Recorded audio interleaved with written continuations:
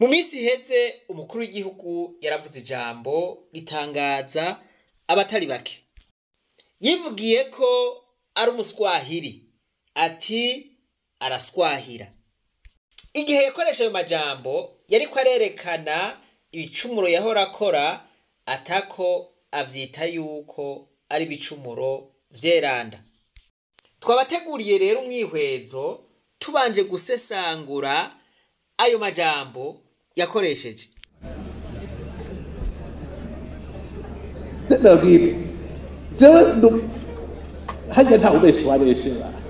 Voilà, avuze ati ntawubesha uwabeshe, vyumvikana ko yari umubeshi. Mu gihe yari akiri muto, mu gihe yari umunyeshure, yahejeje, yari umubeshi. Jenda ubuswahili kabisa.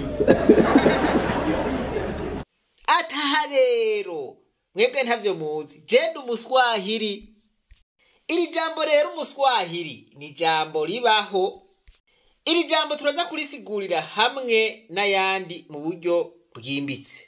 Ariko mube muramenya yuko iri jambo risigura umubeshi.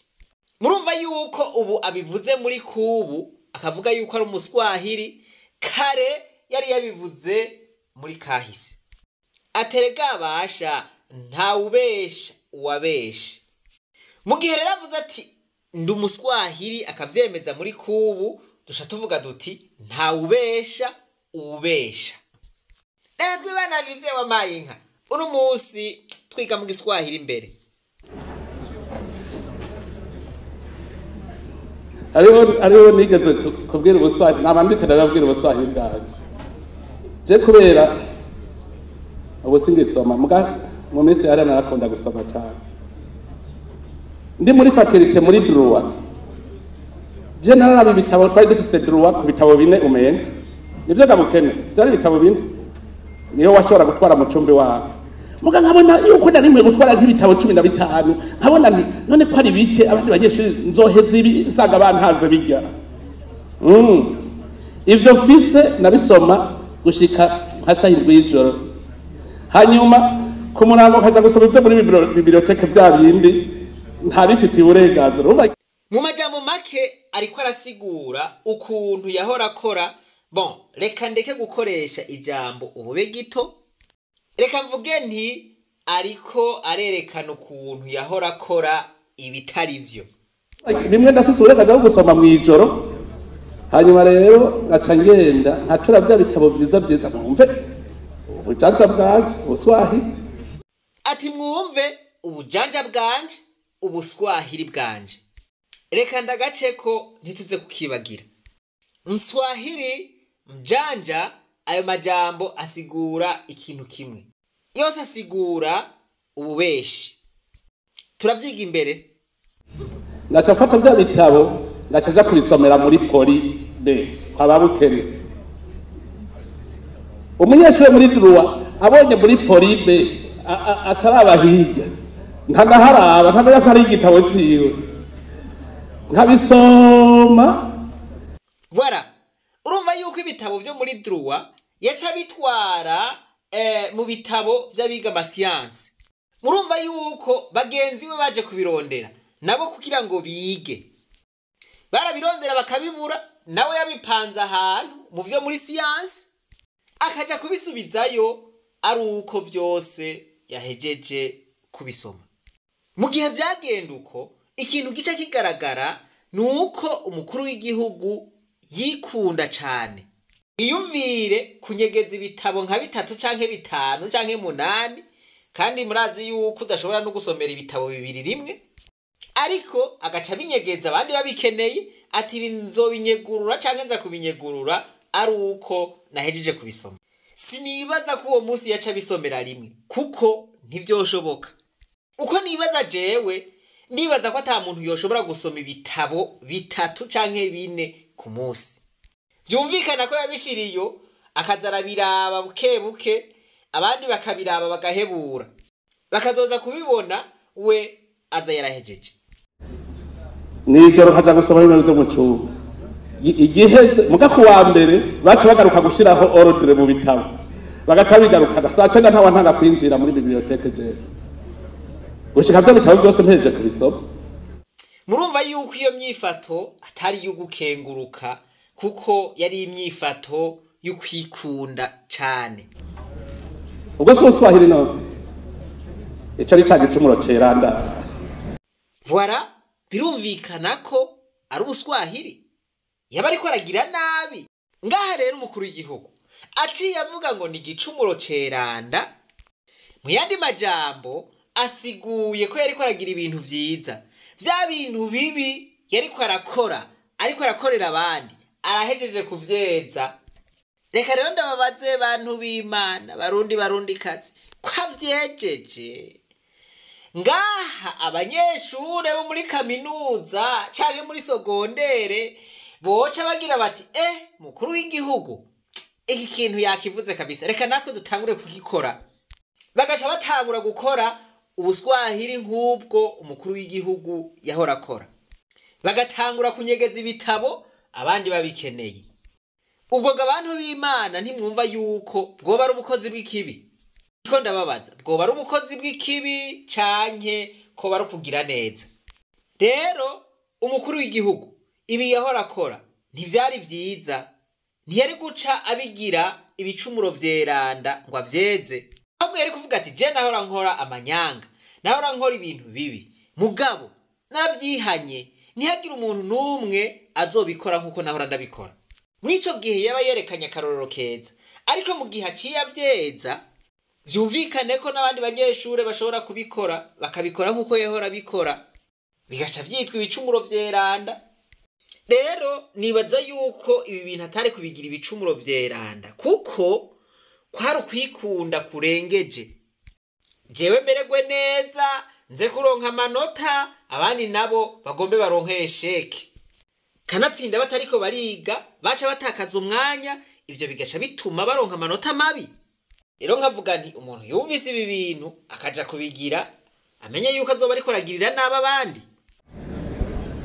Cari igicumuro ceranda. Murumva ko guma cita igicumuro ceranda, ariko ivyo yariko aragira, reka ndeke kuvuga yuko yariko arakora ikibi, reka mvuge nti yariko arakora ibintu atari vyiza. Gukora ibintu atari vyiza nibaza yuko vyumvikana. Hariho ubundi nateye inkuru y'ubuswahili bwanje, narakunda umupira kandi narurira hajya kuri stade FF. Kibambazi nakwira karabo nagira ifaranga nari ngiye kurera umupira gusa kubera kuko umujana wakubita inkoni muvuga kikorokera indani urayiriye wabuguzi yo nitiki ubwo bwose n'ubuswahili. Miyandi majambo ariko aravuga ati je narakunda umupira mugabo nahata amahera n'abamvise naragenda nkurira bakankubita mugabo nkinjira tu. Dufate nk'akarorero, ukunda imyembe cyane ugaca aho bariko barayidandaza utagira amahera, hanyuma ukaraba ukuntu ucomora umwe canke ibiri ugaca wiruka, bakakwirukako kumbure bakagukubita inkoni uri kuriruka, ariko nagusa ya myembe ukaruhuka kuyitwaye, ugaca uvuga uti nakareko bankubise inkoni birahuriranye.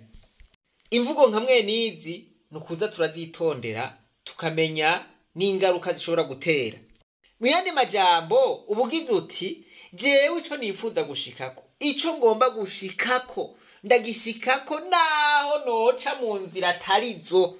Iki ugiye kubiraba neza nico bita Machiavellisme. Machiavellisme ni teori canke ni ivyiyumviro vya Nicolas Machiavel. Nicolas Machiavel yavuga ati c'est la fin qui justifie les moyens. Mu Kirundi ni nkuko twovuga duti ihangiro mfise ntegerezwa kurishikako ntitaye ku ngaruka vyotera. Abanyapolitike babe gito canke imiharigwana, iyi niyo teori bakunda gukoresha. Akarorero baravuga bati ihangiro twebwe twifuza gushikira ubutegetsi. Ihangiro ryacu nyamukuru nuko dushikira ubutegetsi.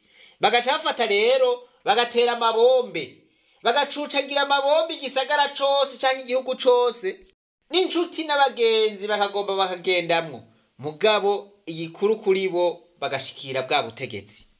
Iyi teori rero canke ibi vyiyumviro murumva yuko atari ivyiyumviro vyiza, ni ivyiyumviro vyo kwikunda birengeje. Lo Machiavellisme ni teori yo kwikunda utaravye abandi. Reka tubandanye. none urumva we kugira amahera mugu ukabukunda umupira gacugendo karegera mu bujana nari hajya uwundi hajya hagati yabo gaca hagaca zariruka hajya utarashika akaguha inkoni ugaca ukorokera indani. Muyandi majambo ariko arerekana amayeri, kandi amayeri atari meza. Vyumvikana ko kugira ngo ushike ku kintu wogomba ugakoresha amayeri, igikuru kukaba ari uko ugishikako. Oya, ahubwo ikintu ugikunda ukaba udafise amahera yo kukigura, ahubwo wokwiga kwihangana ukagumya umutima. Woshobora kubigira bikagukwegera bikakuzanira ingaruka mbi. Ikintu cyose ukunda hanyuma ukaba utagira amahera, nturondera amayeri yuko ugomba kugishikira kuko bashobora no kugupfunga. Aha rero ibintu vy'amayeri bantu b'Imana tuvyirinde, si vyiza. Mugabo hariho igihe wagira imana mbi ugaca ukorokera ku mujandaro hari imbere nawe ico gihe umva nawe yaca akuyobora neza no hanze, umva ukaba waruhiye ubusa nta kundi. Hariho ibicumuro vyeranda ariko murumva yuko aguma avuga ko ari ibicumuro vyeranda. Mu yandi majambo ntibibujijwe. Urashobora kubikora, urashobora kubikora ariko bikakuzanira ingaruka mbi zikomeye. Wari ukoze nk'ikintu kanaka, uragiye ukorokeye mu bapolisi, baciye baguta mu munyororo. Kubera iki? Kubera ya mayeri. hari ibicumuro vyeranda. Umva rero namwe aha muza murampenda je nanje ndaswahira Ata rero muza murampenda nanje ndaswahira. Voilà, murumva rero yuko abivuze muri guswahira mu yandi majambo nukubesha, nugukoresha mayeri. Kugira ngo dutahurire hamwe iri jambo ubuswahili yakoresheje, reka turabire hamwe amajambo 10 afise insiguro zimwe n'iri jambo ry'ubuswahili. Bavuze ngo umuswahili, mu nsiguro ya mbere umuswahili bavuga yuko ari umuntu akoresha ururimi rw'Igiswahili nk'ururimi rwa mbere. Insiguro ya kabiri bavuga bati mswahili ni mjanja. Mjanja nawe ni umuntu w'amayeri, ni umuntu w'umubeshi. Muyandi majambo avuze ati ndaswahira, ndaswahira. Yavuze ati je ndabesha. Yavuze ati jewe ndakoresha amayeri nanje. Icitiranwa ca kabiri c'iryo jambo ni munafiki. Munafiki nawe ni umuntu w'umujanja. Bavuga ngo ni mtu anayesema kinyume na anavyotenda.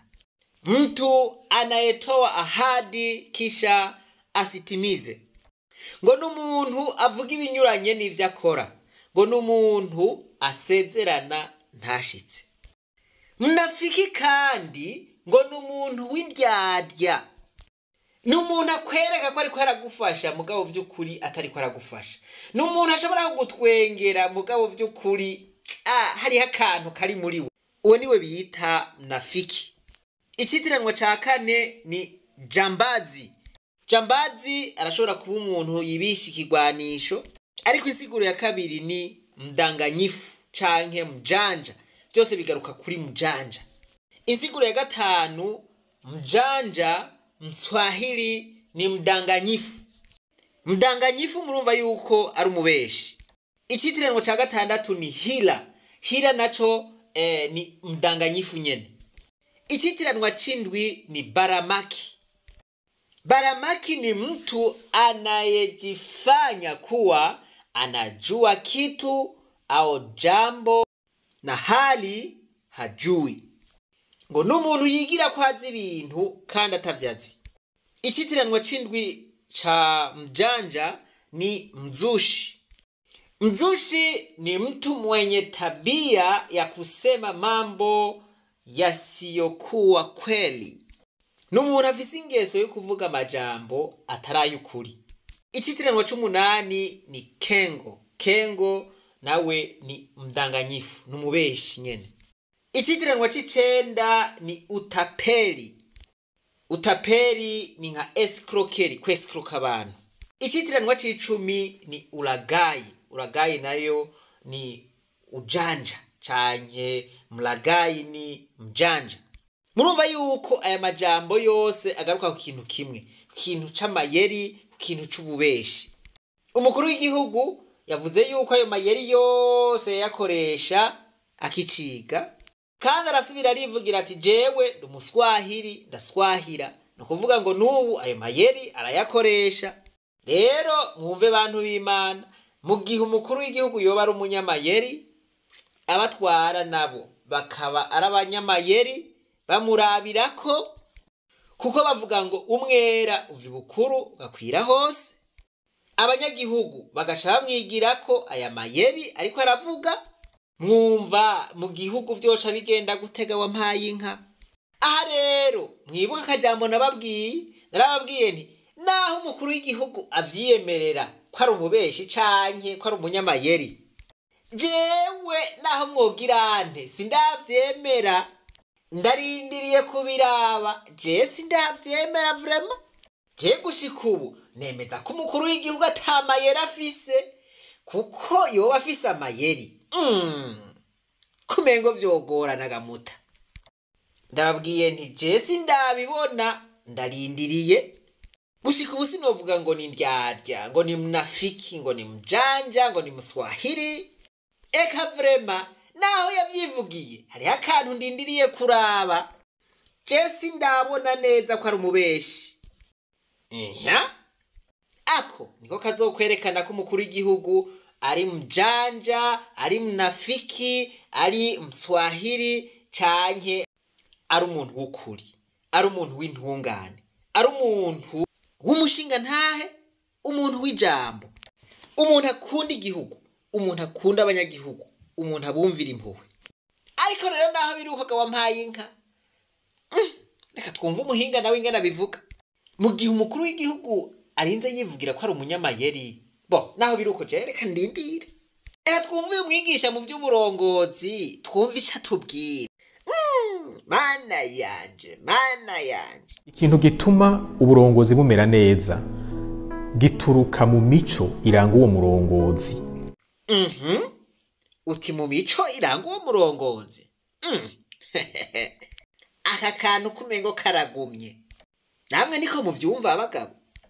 Nico gituma burya ntushobora kuba umurongozi mwiza utari umuntu mwiza.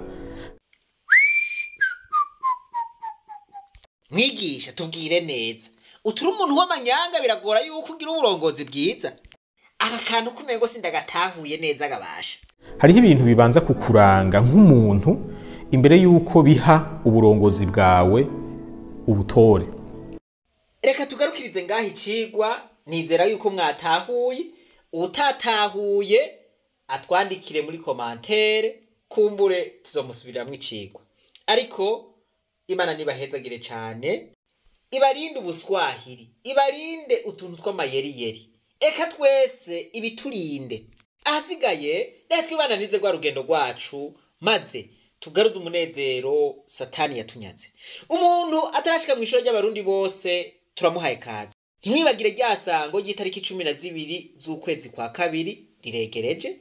Azoba ari igihe cy'isaha 1 z'ijoro masaha y'Ibujumbura, niho tuzokwerekana ukuntu twogaruza umunezero Satani yatunyaze. Ntimwibagire no kugira subscribe, jeme na partage. Muhezagirwe.